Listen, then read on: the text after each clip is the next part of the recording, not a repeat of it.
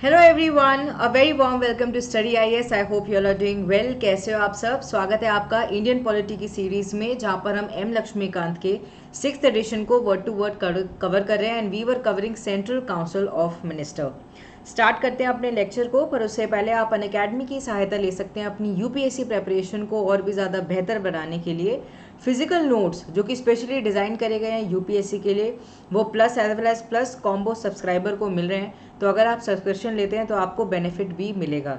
31 अगस्त से new batches start हो गए हैं, आप इनमें एनरोल भी कर सकते हैं। And UPSC CSC GS combat जो कि प्रीलिम जैसा पेपर होता है, फ्री टेस्ट होता है, ये होने वाला है September 4 को। तो इसको ज़रूर देना। 11 बजे ये सुबह होगा। 1 घंटे का पेपर है, आपको 50 क्वेश्चन सॉल्व करने हैं।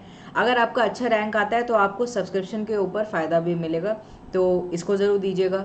ऑल्सो देखिए, आपको ये पता चलेगा कि आपकी तैयारी कैसे चल रही है, तो ओवरऑल आपको बेनिफिट ही मिलेगा। चलिए स्टार्ट करते हैं अपॉइंटमेंट ऑफ द मिनिस्टर्स से। हमने इससे पहले बहुत सारी चीज़ें काउंसिल ऑफ मिनिस्टर के रिगार्डिंग पढ़ लिया है, पर आज हम अपॉइंटमेंट देखने वाले हैं। देखो, पहले भी हमने इस चीज़ को कवर किया है कि जो प्राइम मिनिस्टर होते हैं उनको कौन अपॉइंट करते हैं, उनको प्रेसिडेंट अपॉइंट करते हैं। एंड जो मिनिस्टर्स होते हैं उनको कौन अपॉइंट करते हैं, उनको प्रेसिडेंट ही अपॉइंट करते हैं, but on the advice of, on the recommendation of prime minister. तो बेसिकली प्राइम मिनिस्टर ये बताएंगे कि हाँ, इस इंसान को आप मिनिस्टर बना दो, एंड उसके बाद जो प्रेसिडेंट है वो उसके ऊपर अपना असेंट दे देंगे। दिस मीन्स कि president can appoint only those people जो कि प्राइम मिनिस्टर जो है उनको रेकमेंड करते हैं।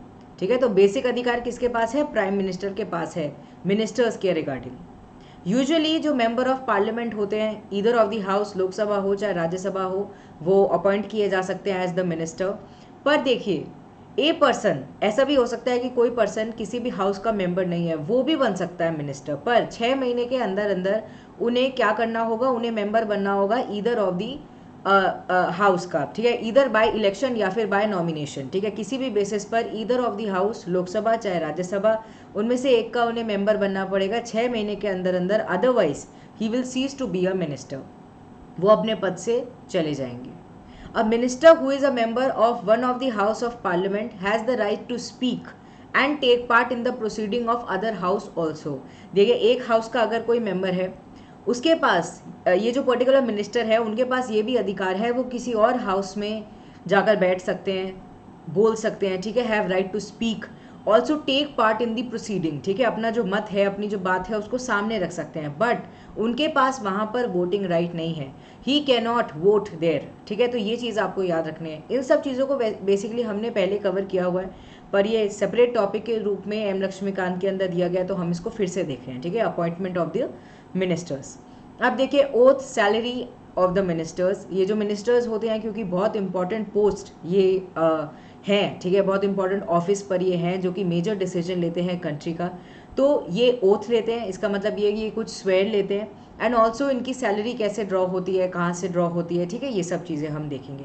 अब देखिए, प्रेसिडेंट जो है वो इनको एडमिनिस्टर करवाते हैं इस पर्टिकुलर ओथ को, oath of office as well as oath of secrecy. अब देखिए, ये जो ओथ है इसके अंदर मिनिस्टर ये बोलते हैं कि हम इस चीज़ की ओथ ले रहे हैं कि हम true faith and allegiance to the constitution रखेंगे, यानी कि कॉन्स्टिट्यूशन के जो प्रोविज़न हैं, जो आर्टिकल्स हैं, सब में ट्रू फेथ होगा, उसको हम मानेंगे, उनके प्रोविज़न के तौर पर ही हम आगे चलेंगे। सेकेंड है कि हम अपहोल्ड करेंगे sovereignty and integrity of our nation. Integrity का मतलब ये है कि सब मिल बांट कर रहेंगे, ठीक है, एक साथ रहेंगे, इंटीग्रेटेड वे में रहेंगे। सोवरेनिटी का मतलब ये है कि हम एक सोवरन नेशन है जो कि अपने डिसीजन खुद ले सकता है, तो हम उसको अपहोल्ड करेंगे। To faithfully and conscientiously discharge the duty of his office. जो जिस ऑफिस पर वो आए हैं, जिस पद पर वो आए हैं, जो उनकी ड्यूटीज़ हैं, उनको ट्रू फेथ के साथ वो करेंगे, फेथफुली वो करेंगे। एंड लास्ट ये है, to do right to all manner of people in accordance with the constitution. सब लोगों के साथ हम अच्छा करने की कोशिश करेंगे, उनकी बेटरमेंट के लिए काम करने की कोशिश करेंगे, and according to the law चलेंगे। ऐसा नहीं कि हम किसी फियर में हों या फिर कोई फेवर हम कर रहे हैं किसी पर्टिकुलर इंसान के लिए, किसी के लिए पर्टिकुलरली अफेक्शन नहीं रखना है या इलविल नहीं रखनी है। हम सबके लिए एक साथ अच्छा काम करने की कोशिश करेंगे, कलेक्टिव गुड के ऊपर काम करेंगे। तो ये क्या है? ये ओथ है जो कि मिनिस्टर्स लेते हैं। अब देखिए, एक होता है oath of secrecy. Oath of secrecy जो होता है उसके अंदर मिनिस्टर ये एक तरीके से कसम लेते हैं that he will not directly या इनडायरेक्टली कम्युनिकेट या फिर reveal to any person any matter that is brought under his consideration और becomes known to him as a union minister except as may be required for the due discharge of his duties। तो basically देखिए ये जो ministers होते हैं, council of ministers होते हैं, ये बहुत मेजर डिसीजन लेते हैं कंट्री के लिए। बहुत सा बार ऐसा होता है कि जो डिसीजंस हैं वो काफ़ी ज़्यादा कंट्रोवर्शियल हैं, या फिर वो सिक्योरिटी ऑफ द नेशन के रिगार्डिंग है, या फिर उसकी वजह से हमें पब्लिक ऑर्डर डिस्टर्ब होता हुआ नज़र आ सकता है, या पब्लिक डोमेन से किसी बात को हमें पीछे रखना है। ठीक है, सरकार बहुत सारे काम करती है, हमें तो आधे पता भी नहीं रहते।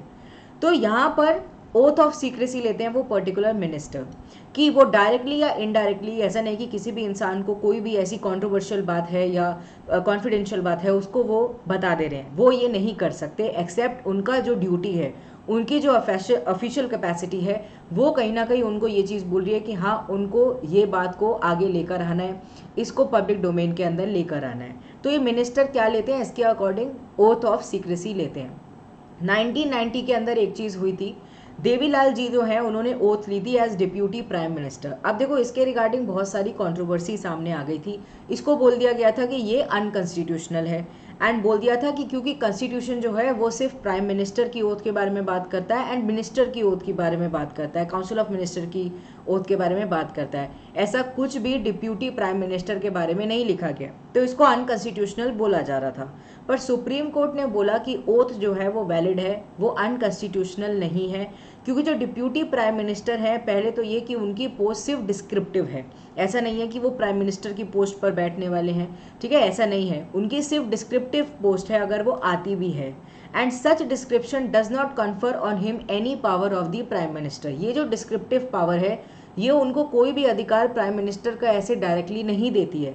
देयरफॉर उनकी जो ओथ है उसको वैलिड माना जाएगा, उसको अनकॉन्स्टिट्यूशनल नहीं माना जाएगा।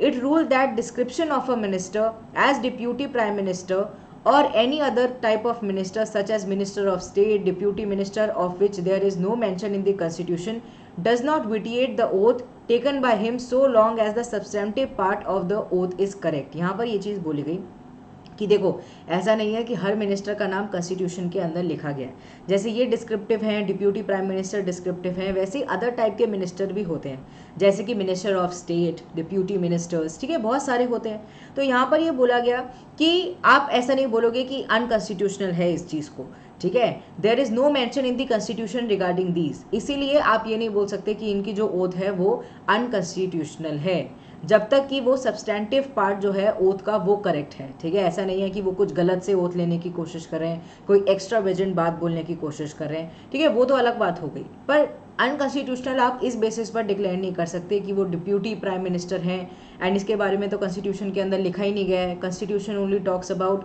ओथ ऑफ प्राइम मिनिस्टर या फिर ओथ ऑफ मिनिस्टर्स, ठीक है, ये सब है। तो सुप्रीम कोर्ट ने ओथ को वैलिड डिक्लेयर कर दिया गया था। 1990 में ये चीज़ हुई थी, oath was taken by Devi Lal as the deputy prime minister, इसको चैलेंज किया गया था। अगला देखिए, सैलरीज एंड अलाउंसेस की जब हम बात करते हैं तो मिनिस्टर्स की जो अलाउंसेस होती हैं, सैलरी होती है, उनको पार्लियामेंट देखता है, डिटरमाइन करता है टाइम टू टाइम। अभी देखिए एक जो मिनिस्टर है उनको सैलरी मिलती है, अलाउंस मिलता है, that is payable to a member of parliament. Additionally भी उनको बहुत सारी फ़ायदे मिलते हैं, अलाउंसेस मिलते हैं, जैसे कि फ्री अकोमोडेशन मिलता है, ट्रैवलिंग अलाउंस मिलता है, मेडिकल फैसिलिटीज़ मिलती हैं, ठीक है, all of these things they get according to their rank. उसके बाद देखिए 2001 में क्या हुआ, ये जो अलाउंस है इसको रेस कर दिया गया, इसको बढ़ा दिया गया। हमने पहले भी देखा है बहुत सारी जगहों पर इसको बढ़ा दिया गया। पहले क्या था, it was just 1500, now it have become 3000 per month. For a cabinet minister अगर हम बात करें तो 1000 से वो 2000 हो गया per month. For a minister of state it is 500 to 1000 per month, and for deputy minister it is 300 to 600 per month. तो अकॉर्डिंग टू द रैंक यहाँ पर जो अलाउंस है वो प्रोवाइड किया गया है, एंड उसको रेस कर दिया गया था 2001 के अंदर। अब देखिए रिस्पॉन्सिबिलिटी ऑफ द मिनिस्टर, इसको भी हमने पहले कवर किया है कि जब हम मिनिस्टर्स की बात करते हैं उनकी रिस्पॉन्सिबिलिटी हम दो बेसिस पर देखते हैं, एक होती है कलेक्टिव रिस्पॉन्सिबिलिटी, एक होती है इंडिविजुअल रिस्पॉन्सिबिलिटी। तो दोनों को ही हम कवर करेंगे। सबसे पहले देखिए कलेक्टिव रिस्पॉन्सिबिलिटी। जब हम मिनिस्टर की बात करते हैं तो they are collectively responsible to whom, they are collectively responsible to the Lok Sabha. ये किसके अंदर लिखा गया है? आर्टिकल 75 के अंदर क्लियरली इस चीज़ को स्टेट किया गया है। इसका मतलब ये है कि जो मिनिस्टर हैं उनकी जॉइंट रिस्पॉन्सिबिलिटी है to the Lok Sabha for their acts, omission या फिर कमीशन। अब देखिए होता क्या है, लोकसभा के हमें पता है हर 5 साल में इलेक्शंस होते हैं, हर 5 साल में इलेक्शन होती है। कोई पर्टिकुलर पार्टी अगर कोई मेजॉरिटी में आ रही है तो एक पर्टिकुलर पार्टी मेजॉरिटी में आती है। अब ये जो पार्टी है इसी में से काउंसिल ऑफ मिनिस्टर बनते हैं। ये जो काउंसिल ऑफ मिनिस्टर हैं ये ही बेसिक डिसीजन लेते हैं, ठीक है। अब देखिए यहाँ पर ये चीज़ है कि दे are responsible to whom, they are responsible to Lok Sabha only, क्योंकि लोकसभा से ही ये लोग जाकर वहाँ पर बैठे हैं, ठीक है। मेजर डिसीजन ये ही लेते हैं। तो इसका मतलब ये है कि जो मिनिस्टर्स हैं वो जॉइंट रिस्पॉन्सिबिलिटी रखते हैं टुवर्ड्स द लोकसभा। जो भी वो एक्ट कर रहे हैं उसके लिए, जो भी वो चीज़ ओमिट कर रहे हैं या फिर ओमिशन कर रहे हैं या फिर कमीशन कर रहे हैं किसी भी बात का, किसी भी पर्टिकुलर डिसीजन का, ठीक है, तो उसके रिगार्डिंग उनकी जो रिस्पॉन्सिबिलिटी है, they are collectively responsible to the Lok Sabha. They work as a team and swim or sink together. एक साथ वर्क करते हैं, एक साथ ही स्विम करते हैं, एक साथ ही सिंग करते हैं। अगर सरकार गिर जाती है तो अलग बात है, दो सब एक साथ ही चले जाते हैं। वेयर एज अगर मेजॉरिटी जब तक इनकी है तो ये हमें वहीं पर एक साथ काम करते हुए नजर आएंगे। अब देखिए सपोज करें लोकसभा जो है it have passed a no confidence motion against the council of minister. तो उस टाइम पर क्या होगा? उस टाइम पर सारे मिनिस्टर को रिजाइन करना होगा, including those minister who are from Rajya Sabha. तो चाहे आप राज्यसभा के हो चाहे आप लोकसभा के हो, अगर नो कॉन्फिडेंस मोशन पास हो जाता है आपके अगेंस्ट तो आपको रेजिग्नेशन देना ही होगा। पर देखिए ये जो रेजिग्नेशन है ये सेपरेट रेजिग्नेशन नहीं होगा। अगर प्राइम मिनिस्टर रिजाइन कर देते हैं तो इसका मतलब ये है कि जो मिनिस्टर्स हैं वो भी एक साथ रिजाइन कर जाएंगे। एंटायर काउंसिल ऑफ मिनिस्टर का रेजिग्नेशन एक तरीके से वो माना जाएगा, ठीक है। तो ये चीज़ आपको याद रखनी है। Therefore they are collectively responsible to the Lok Sabha. The council of minister क्या करते हैं? एडवाइस करते हैं प्रेसिडेंट को। अब देखिए ये भी हो सकता है कि काउंसिल ऑफ मिनिस्टर क्या कर रहे हैं, वो एडवाइस कर रहे हैं प्रेसिडेंट को कि आप डिसॉल्व कर दो लोकसभा को। देखो पहले भी हमने देखा कि प्राइम मिनिस्टर जो है वो ब्रिज इन करते हैं gap between president and council of minister. Council of minister जो भी डिसीजन लेते हैं, एडवाइस जो भी सामने रखना चाहते हैं, उसको प्रेसिडेंट तक पहुंचाने का काम किसका है? प्राइम मिनिस्टर का। अब देखिए काउंसिल ऑफ मिनिस्टर ऐसा भी हो सकता है कि वो प्रेसिडेंट को कह दें कि आप लोकसभा को डिसॉल्व कर दो। अब देखिए ये कब हो सकता है? ये जब हो सकता है जब काउंसिल ऑफ मिनिस्टर को लग रहा है कि वो फ्लोर ऑफ द हाउस पे अपनी जो मेजोरिटी है उसको सिद्ध नहीं कर पाएंगे, तो वो क्या कहेंगे? वो प्रेसिडेंट को कहेंगे आप डिसॉल्व कर दो लोकसभा को। लोकसभा को डिसॉल्व करने का मतलब ये इलेक्शन फिर से होंगे। अब इलेक्शन का प्रोसेस थोड़ा सा टाइम ले जाता है, तो उस टाइम पर ये जो पर्टिकुलर काउंसिल ऑफ मिनिस्टर है, इनकी जो पार्टी है, जो मेजॉरिटी पार्टी थी, उनको एक और समय मिल जाएगा कि वो क्या कर सकें, फिर से इलेक्शन के थ्रू आ सके एंड मेजॉरिटी के थ्रू आ सके। तो ये एक आप समझ सकते हैं कि पीछे का बैकड्रॉप क्या है इस थॉट का कि आप प्रेसिडेंट को कह रहे हो कि लोकसभा को डिसॉल्व कर दो ऑन द ग्राउंड दैट कि वो क्या कर रहे हैं, वो रिप्रेजेंट नहीं कर रहे हैं व्यूज़ को इलेक्टोरेट के फेथफुली, एंड क्या करो आप फ्रेश इलेक्शंस को लेकर आ जाओ। तो ये प्रॉपर थॉट है इसके पीछे। अब देखिए the president may not oblige the council. अब देखिए ये प्रेसिडेंट के ऊपर डिपेंड करता है कि वो इसके ऊपर क्या डिसीजन लेते हैं, ठीक है। पर काउंसिल ऑफ मिनिस्टर उनको एडवाइस कर सकते हैं कि आप लोकसभा को स्थगित कर दो। The principle of collective responsibility also means कि जो कैबिनेट का डिसीजन है bind to all cabinet minister. अब देखिए कैबिनेट के अकॉर्डिंग अगर हम देखें, काउंसिल ऑफ मिनिस्टर में तो फिर भी बहुत सारे आते हैं, कैबिनेट मेजर होते हैं जो कि डिसीजन लेते हैं, जो कि मेजर पोर्टफोलियोज को कैरी करते हैं, जैसे कि फिनेंस मिनिस्टर हो गया एंड उसके बाद अलग अलग मिनिस्टर्स हो गए, ठीक है, एजुकेशन के लिए अलग हो गया, ठीक है। तो ये सब क्या है? मेजर जो पोर्टफोलियोज जो कि अपने पास रखते हैं, दे आर कैबिनेट, ठीक है, जो मेजर डिसीजन ले रहा है। अब देखिए इसका मतलब ये भी है कलेक्टिव रिस्पॉन्सिबिलिटी का कि जो कैबिनेट है वो कलेक्टिवली एक साथ वहाँ पर हैं, ठीक है। Even if they differ in the cabinet meeting, वो कहीं ना कहीं एक साथ ही डिसीजन को लेंगे। It is the duty of every minister to stand by the cabinet's decision, ठीक है। हर मिनिस्टर के पास ये रिस्पॉन्सिबिलिटी है कि उन्हें कैबिनेट के डिसीजन के साथ रहना है, उसको सपोर्ट करना है एंड उसके साथ खड़े रहना है। अगर कोई मिनिस्टर पर्टिकुलरली डिसएग्री करता है कैबिनेट के डिसीजन से and is not prepare to defend it, तो उनके पास यह है कि आप क्या कर दो, आप रिज़ाइन कर दो। ऐसा नहीं है कि आप विद्रोह करने बैठ रहे हो एंड फिर भी आप कैबिनेट की पद पर हो, अगर आपको अलग से चलना है तो आप रिज़ाइन कर दो, ठीक है। तो यहाँ पर ये बोला गया है कलेक्टिव रिस्पॉन्सिबिलिटी का मतलब ये भी है कि आप कलेक्टिवली रिस्पॉन्सिबल आप क्या कर रहे हो, आप बेसिकली कैबिनेट के डिसीजन के लिए आप रिस्पॉन्सिबल, आप एक तरीके से खड़े हो रहे हो, आप रिस्पॉन्सिबल हो, ठीक है। That this means that cabinet decision bind to all cabinet ministers, ठीक है। आपको कैबिनेट का जो डिसीजन है उसके सामने खड़ा होना होगा, ठीक है। तो ये यहाँ पर है। अब देखिए एग्जाम्पल के रूप में समझिए, डॉक्टर बी आर अम्बेडकर हैं, उन्होंने भी रिज़ाइन कर दिया था क्योंकि उन्हें डिफरेंसेस देखने को मिल रहे थे अपने कलीग्स के साथ regarding the Hindu code bill of 1953। ऐसे CD देशमुख, उन्होंने भी रिज़ाइन कर दिया गया था, किस बेसिस पर, policy of reorganisation of state के रिगार्डिंग। उसके बाद देखिए आरिफ मोहम्मद, ये जो है इन्होंने भी रिज़ाइन कर दिया था जब बातचीत हो रही थी regarding Muslim women protection of right और ऑन डिवोर्स एक्ट 1986। तो विद टाइम ऐसा हुआ है कि जो मिनिस्टर्स हैं वो कहीं ना कहीं डिसएग्री कर रहे हैं कैबिनेट के बाद से, ठीक है। तो उसके बाद उन्होंने क्या किया, उन्होंने रिज़ाइन कर दिया। ऐसा नहीं है कि वो अलग से जाके खड़े हो सकते हैं, दे में रिज़ाइन, पर यह है कि कलेक्टिवली साथ में खड़ा होना होगा, ठीक है। अदर मिनिस्टर्स को भी जो कैबिनेट का जो डिसीजन है उसको मानना होगा। अब देखिए ये तो हो गया collective responsibility. What about the individual responsibility. Article 75 के अंदर ये बोला गया है कि इंडिविजुअली जो मिनिस्टर्स हैं they are responsible to the president, क्योंकि प्रेसिडेंट ही इनको अपॉइंट करते हैं। एंड ये भी बोला गया है कि ये जब तक कि ठीक है बेसिकली प्रेसिडेंट के प्लेजर पर ये रहते हैं अपने ऑफिस पर, ठीक है। It states that minister hold office during the pleasure of the president, which means that president can remove a minister even at a time when council of minister enjoy the confidence of लोक सभा, ठीक है। चाहे council of minister जो है वो confidence को सीख कर रहे हैं, उस टाइम पर भी अगर प्रेसिडेंट चाहें तो वो एक पर्टिकुलर मिनिस्टर को रिमूव कर सकते हैं। अब देखिए यहाँ पर क्या है, यहाँ पर यह है कि ये किस बेसिस पर होगा, ये प्राइम मिनिस्टर की एडवाइस के बेसिस पर होगा। इसको हमने कल भी कवर किया था। सपोज करो प्राइम मिनिस्टर के अच्छे रिलेशन नहीं चल रहे हैं किसी पर्टिकुलर मिनिस्टर के साथ, या फिर थॉट्स नहीं मिल रहे हैं, फ्रीक्वेंसी नहीं मिल रही है, या वो पर्टिकुलर मिनिस्टर जो है वो प्राइम मिनिस्टर की जो बातें हैं उनको अबाइड नहीं कर रहे हैं, अलग से चलने की कोशिश कर रहे हैं, XYZ कोई भी रीज़न हो सकता है। तो जो प्राइम मिनिस्टर हैं वो क्या करेंगे, वो एडवाइस करेंगे प्रेसिडेंट को कि ये जो पर्टिकुलर इंसान है ये साथ में नहीं चल रहे हैं, डिससेटिस्फैक्शन दिखा रहे हैं या फिर ओपिनियन के साथ नहीं चल रहे हैं, आप क्या करो, आप इनको रिज़ाइन करने को बोल दो, ठीक है, या आप इनको डिसमिस कर दो। तो प्रेसिडेंट उनके अकॉर्डिंग ही चलते हैं, okay। so the prime minister have the major power over here. By exercising this power, prime minister can ensure the realization of rule of collective responsibility, okay। इसी के रिगार्डिंग वो जो कलेक्टिव रिस्पॉन्सिबिलिटी है उसको कहीं ना कहीं आगे रख सकते हैं।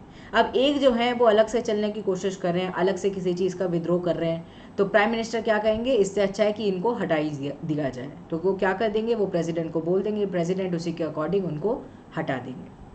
अब देखिए बी आर अम्बेडकर जी ने इसके रिगार्डिंग क्या बोला है, इन्होंने बोला है collective responsibility can be achieved only through the instrumentality of the prime minister. इसका मतलब यह है कि मेजर जो पावर है वो प्राइम मिनिस्टर के पास है। प्राइम मिनिस्टर ही अश्योर कर सकते हैं कि कलेक्टिवली सब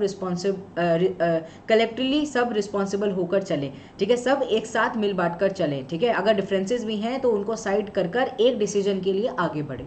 Therefore, unless and until we create that office and undo that office with statutory authority to nominate and dismiss minister, there can be no collective responsibility। इन्होंने ये कहा कि ये हमने क्यों ऐड ऑन किया है, अगर हम इसको ऐड ऑन नहीं करेंगे तो कलेक्टिव रिस्पॉन्सिबिलिटी का जो क्लॉज है वो डिस्टर्ब हो जाएगा। अगर कोई मिनिस्टर बात नहीं मान रहा है, डिसअप्रूव कर रहा है किसी चीज़ को, तो हमें तो फर्दर और भी क्योस आता हुआ नजर आ सकता है। तो कलेक्टिवली रिस्पॉन्सिबल होने के लिए ये पावर होनी चाहिए कि आप मिनिस्टर को डिसमिस भी कर सको। ये बी आर अम्बेडकर जी ने कहा, defending the particular provisions that are written in article 75, ठीक है। तो यह है इंडिविजुअल रिस्पॉन्सिबिलिटी। अब देखिए कोई भी लीगल रिस्पॉन्सिबिलिटी नहीं है, कलेक्टिव रिस्पॉन्सिबिलिटी है, इंडिविजुअल रिस्पॉन्सिबिलिटी है, but there is no legal responsibility of the ministers. अब ब्रिटेन के अंदर डिफरेंट है, जो हर ऑर्डर होता है किंग का फॉर एनी पब्लिक एक्ट, उसको काउंटर साइन किया जाता है एक मिनिस्टर के द्वारा। तो समझिए वो जो डिसीजन ले रहे हैं, जो ऑर्डर आ रहा है वो मिनिस्टर भी काउंटर साइन कर रहे हैं।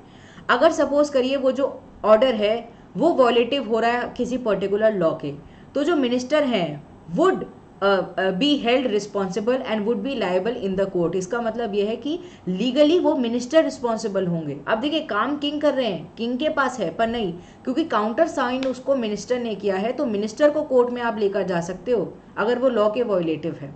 अब इसके पीछे का थॉट क्या है, इसके पीछे का थॉट यह है कि राजा कभी गलत नहीं हो सकता, हमें पता है ब्रिटेन के अंदर हमेशा से मोनार्की रही है विच इज़ वेरी स्ट्रॉन्ग। उनके यहाँ पर जो क्वीन होती हैं दे हैव मेजर पावर, ठीक है, द किंग क्वीन, ठीक है, all of these have always had major power. तो उनका ये मानना है कि king can never do wrong, वो कभी गलत नहीं जा सकते। इसलिए अगर कोई पर्टिकुलर ऑर्डर वॉयलेटिव भी है लॉ का, तो ये जो मिनिस्टर है जिन्होंने काउंटर साइन किया है ऑर्डर ऑफ द किंग को, इनको रिस्पॉन्सिबल ठहराया जाएगा। इनको बताना होगा क्या वजह है कि वो इसको लेकर आए, ठीक है। तो he would be liable to the court. अब ये देखिए यहाँ पे, ये तो मिनिस्टर फंसी जाएंगे, ठीक है। अब ये यहाँ पर ब्रिटेन में है, इंडिया के अंदर ऐसा कुछ भी नहीं है। इंडिया के अंदर there is no such provision, legal responsibility minister की कोई है ही नहीं। It is not required that an order of the president for a public act should be countersigned by a minister. अब ऐसा नहीं है कि जो प्रेसिडेंट है, क्योंकि उनके बेसिस पर सारी चीज़ें होती हैं, ठीक है, उनके नाम पर सारी चीज़ें होती हैं, सारी ऑर्डर आते हैं, सारे एक्ट आते हैं। तो अगर वो पब्लिक एक्ट को किसी पर्टिकुलरली लेकर आ रहे हैं तो उसको एक मिनिस्टर भी काउंटर साइन करेंगे, ऐसा कुछ भी नहीं है। And court are barred from inquiring into the nature of advice rendered by the minister to the president. अब हमारे कॉन्स्टिट्यूशन के अंदर ये भी नहीं लिखा गया है कि आप कोर्ट में घसीट सकते हो किसी पर्टिकुलर मिनिस्टर को अगर वो एडवाइस कर रहे हैं प्रेसिडेंट को, ठीक है। ना ही आप प्रेसिडेंट को उनके डिसीजन के लिए कोर्ट के अंदर लेकर जा सकते हो। हमारे कॉन्स्टिट्यूशन के अंदर ये चीज़ बहुत प्रॉपरली लिखी गई है कि जुडिशरी का इंटरवेंशन इसके रिगार्डिंग नहीं होगा। Court are barred from inquiring into these matters, ठीक है। तो हमारे यहाँ पर लीगल रिस्पॉन्सिबिलिटी का कोई रोल नहीं है, इंडिविजुअल रिस्पॉन्सिबिलिटी है, कलेक्टिव रिस्पॉन्सिबिलिटी है। Okay, so this was all for this particular lecture and उम्मीद है आपको अच्छा लगा होगा, इजी लगा होगा। ऐसा ही आप मेरे साथ इंडियन पॉलिटी को कवर करते रहिए। काउंसिल ऑफ मिनिस्टर का थोड़ा सा और पार्ट रह गया, उसको हम कल कवर करेंगे। Do not forget to hit the like button जो कि आपको मिल जाएगा, नोटिफिकेशन आपको टाइम पर मिल जाए, इसलिए स्टडी आईएएस को सब्सक्राइब कर नोटिफिकेशन बेल को भी रिंग कर देना। एंड ऐसे ही आप हमारी इन लेक्चर सीरीज़ को देखते रहिए। जितना ज़्यादा शेयर कर सकते हैं उतना ज़्यादा आप इसको शेयर करिए, ठीक है। चलिए मिलते हैं कल। Bye bye everyone and take care.